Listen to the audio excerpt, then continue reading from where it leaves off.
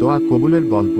এটা একটা ৩০ বছর বয়সী আপুর গল্প, যে আর্থিক কষ্টে ছিল এবং তার বিয়ে হচ্ছিল না। এই বয়সে যখন অধিকাংশ বোনের বিয়ে হয়ে যায় তখনও সে অবিবাহিত ছিল।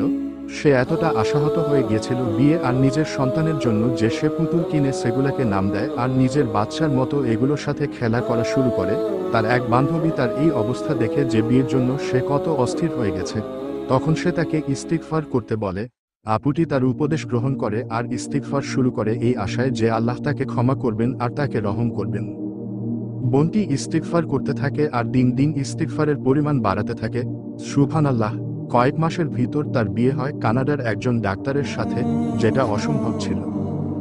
এখন এই আপুটা শুধু বিবাহিত নয় বরং তার সন্তানও আছে এবং সে চাকরিও করে এখন। ইস্তেগফার শুধু গুনাহ মাফের মাধ্যম নয়, এটা জীবন বদলে দেওয়ার শক্তিশালী একটি আমল।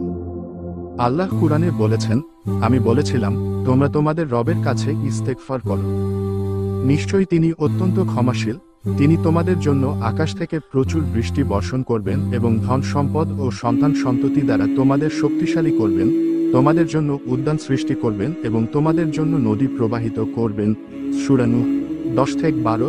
যদি মনে হয় জীবনে বাধা আসছে, দরজা বন্ধ হয়ে গেছে, তাহলে ইস্তেগফার শুরু করো।